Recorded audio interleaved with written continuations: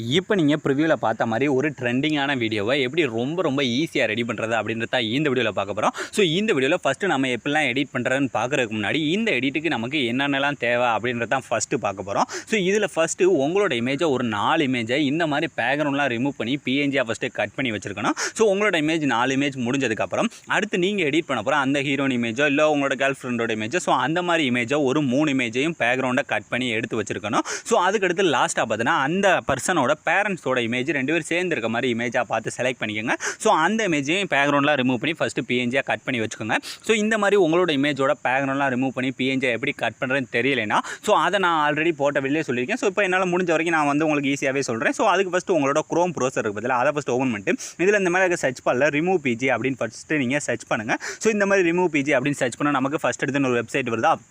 So அந்த website கீழே பார்த்தீங்கன்னா அப்லோட் இமேஜ் அப்படின்ற ஆப்ஷன் இருக்கா. ஜஸ்ட் அதை டச் பண்ணுங்கள். டச் பண்ணும் பார்த்தீங்கன்னா ஆட்டோமேட்டிக்காக நமக்கு இந்த இடத்துல நமக்கு அப்லோட் பண்ணுற மாதிரி அதாவது நம்மளோட இமேஜ் வந்து அப்லோட் பண்ணுற மாதிரி ஒரு ஆப்ஷன் காட்டுது. ஜஸ்ட் அதை டச் பண்ணுங்கள். டச் பண்ணால் நம்மளோட ஃபைல் மேனேஜர் வந்து ஓப்பன் ஆயிடும். ஸோ இதில் ஃபஸ்ட்டு நீங்கள் என்ன பண்ணுறேன்னா நீங்கள் அந்த எடிட் பண்ண போகிற இமேஜஸ் இருக்குது பார்த்தீங்கன்னா அந்த இமேஜ் ஜஸ்ட் இதில் செலக்ட் பண்ணிட்டு இந்த மேலே இருக்க டன் அப்படின்ற கொடுத்தாலே போதும். ரொம்ப ஈஸியாக அதுவே வேறு லெவலில் நமக்கு பேக்ரவுண்ட் எல்லாத்தையுமே ரிமூவ் பண்ணி கட் பண்ணி கொடுத்துரும். ஸோ இதே ஸ்டெப்லேயே நீங்கள் எடிட் பண்ண போகிறேன் உங்களோட 4 இமேஜ் அடுத்து அந்த ஹீரோயினோட ஒரு 3 இமேஜ் அடுத்து அவங்க அப்பாவோட இமேஜ். ஸோ இது எல்லாத்தையுமே ஃபஸ்ட்டு நீங்கள் என்ன பண்ணுறேன்னா இதே ஸ்டெப்லேயே கட் பண்ணி எடுத்துக்கோங்க. ஸோ இந்த நீங்கள் ஃபஸ்ட்டு இது எல்லாத்தையுமே கட் பண்ணி எடுத்துட்டாலே அதுக்கடுத்து ஈஸியாக வந்து எடிட் பண்ணிடலாம். ஏன்னா என்னோட இமேஜ் இருக்க இடத்துலலாம் நீங்கள் உங்களோட இமேஜை மட்டும் சேஞ்ச் பண்ணாலே போதும் ரொம்ப ஈஸியாக வந்து நீங்கள் கிரியேட் பண்ணிடலாம். ஸோ இப்போ பார்த்தீங்கன்னா இது வந்து வேறு லெவலில் நமக்கு அதுவே கட் பண்ணி கொடுக்கும். ஸோ உங்களோட இன்டர்நெட் ஸ்பீடை பொறுத்து தான் இது வந்து கட் பண்ணி கொடுக்கும். ஸோ இப்போ பார்த்தீங்கன்னா நமக்கு ஈஸியாக கட் பண்ணி கொடுத்துருச்சா.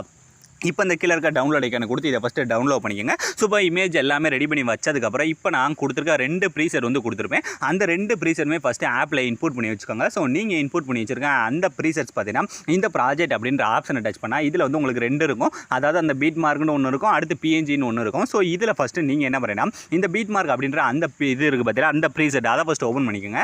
அதை நீங்கள் ஓப்பன் பண்ணிட்டு இதில் வந்து பார்த்தீங்கன்னா இந்த ஃபஸ்ட்டு எடுத்தோன்னே அந்த பீட் மார்க்கில் பார்த்தீங்கன்னா நான் வந்து என்னோட இமேஜஸ்க்கு பதிலாக அந்த 3D ஆப்ஷனுக்கு மேலே பார்த்தீங்கன்னா அந்த ஆரஞ்சு கலர் பேக்ரவுண்ட் வந்து ஆட் பண்ணியிருக்கேன். ஸோ இந்த மாதிரி நான் அங்கங்கே அந்த ஆரஞ்சு கலர் பேக்ரவுண்ட் வந்து ஆட் பண்ணியிருப்பேன். ஸோ அந்த பேக்ரவுண்டுக்கு பதிலாக உங்களோட இமேஜை மட்டும் செலக்ட் பண்ணுங்கள். இதில் நிறைய பேர் நான் யூஸ் பண்ணுற இமேஜே கேட்டிருந்தீங்க. ஸோ அதனால் நான் இந்த ஃபோட்டோவில் இதில் நான் யூஸ் பண்ணியிருக்கேன் அந்த ஹீரோனோட இமேஜை பார்த்தீங்கன்னா நான் இதிலே வந்து கொடுத்துட்டேன். ஸோ இதே மாதிரியே நீங்களும் இந்த இதில் எடிட் பண்ணாலும் பண்ணிக்கலாம். இப்போ நாம் மட்டும் நம்மளோட இமேஜை மட்டும் எப்படி சேஞ்ச் பண்ணுறது அப்படின்னு பார்த்துக்கலாம். ஸோ இதுக்கு கரெக்டாக என்ன பண்ணால் கரெக்டாக சாங்கோட ஸ்டார்டிங் வந்துட்டு இதில் ஃபஸ்ட் எடுத்துன்னு பார்த்தா அந்த 3D ஆப்ஷனுக்கு மேலே பார்த்தீங்கன்னா அந்த லேயர் இருக்கா. ஜஸ்ட் அந்த இமேஜை டச் பண்ணிட்டு கீழே கலர் அண்ட் ஃபில்ல போயிட்டு இந்த டெக்ஸ்ட்டை டச் பண்ணால் உங்களோட ஃபைல் மேனேஜர் வந்து ஓப்பன் ஆயிடும். ஸோ ஓப்பன் ஆனதுக்கப்புறம் இதில் எப்பயும் போல் நாம் இப்போ கட் பண்ணி வச்சுருக்க பார்த்தீங்களா அதாவது அந்த பேக்ரவுண்ட்லாம் ரிமூவ் பண்ணி பிஎன்ஜியாக நம்ம ரெடி பண்ணி வச்சுருக்க பார்த்தீங்களா நம்மளோட இமேஜ்.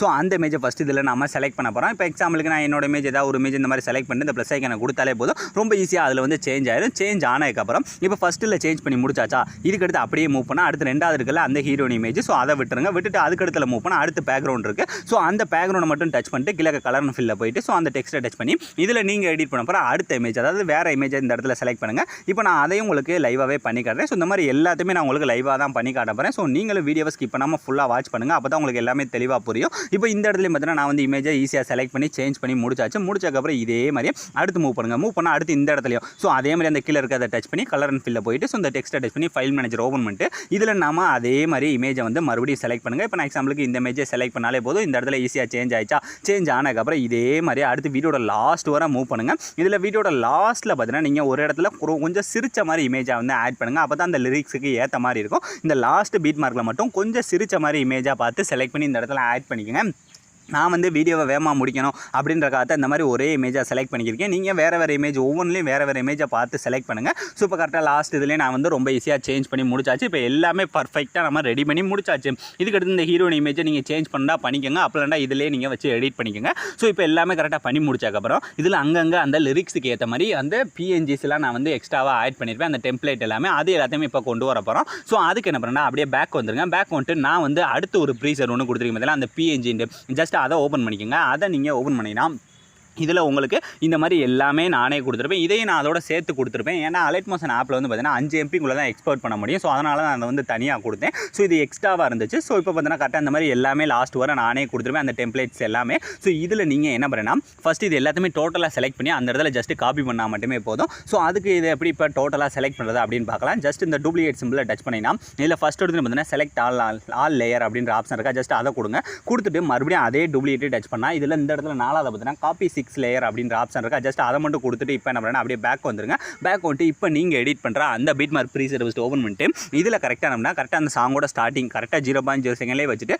அதே மாதிரி அந்த டூப்ளிகேட் சிம்பிளை டச் பண்ணிட்டு இப்போ இந்த கீழே இருக்க பேஸ்ட் 6 லேயர் இருக்குது பதிலாக ஜஸ்ட் அதை மட்டும் கொடுத்தாலே போதும். ரொம்ப ஈஸியாக அது அந்த இடத்துல கரெக்டாகவே வந்து அரேஞ்ச் ஆயிடும். ஸோ உங்களுக்கு இதை பார்த்தாலே தெரியும் கரெக்டாக அந்தந்த இடத்துல அரேஞ்ச் ஆயிடும். ஆனால் அது எல்லாமே பார்த்தீங்கன்னா நம்மளோட இமேஜுக்கு மேலே இருக்கும். அது எல்லாத்தையுமே நம்மளோட இமேஜுக்கு கீழே கொண்டுட்டு வரணும். அதுக்கு அந்த ஸ்டார்டிங் இருக்குது பதிலாக ஸ்டார்டிங் எடுத்தோன்னே ஃபஸ்ட்டு பிஎன்ஜி இருக்கா, ஸோ அந்த மணி பிஎன்ஜி, ஸோ அதை அப்படியே லாங் ப்ரெஸ் பண்ணி அப்படியே இழுத்துக்கிட்டு கீழே போங்க.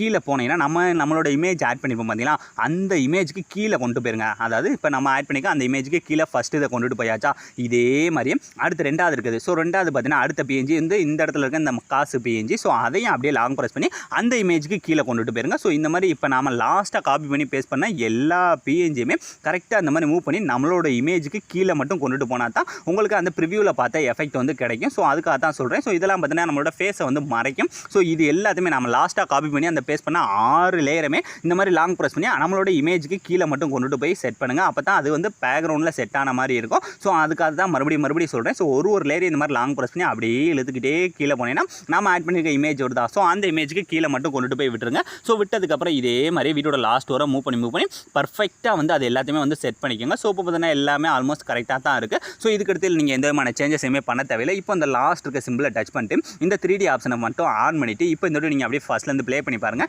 நீங்கள் ப்ரிவியூவில் பார்த்த மாதிரி ஒரு வேறு லெவல் ட்ரெண்டிங்கான ஸ்டேட்டஸை உங்களோட இமேஜ் யூஸ் பண்ணி நீங்களே ரொம்ப ஈஸியான ஸ்டெப்பில் மேக் பண்ணியிருப்பீங்க. ஸோ அலாம் ஃப்ரெண்ட்ஸ், இந்த வீடியோ முடிஞ்சு. ஸோ இந்த வீடியோ உங்களுக்கு பிடிச்சிருந்தா மறக்காமல் ஒரே ஒரு லைக் பண்ணிடுங்க. ஸோ தேங்க்ஸ் ஃபார் வாட்சிங்.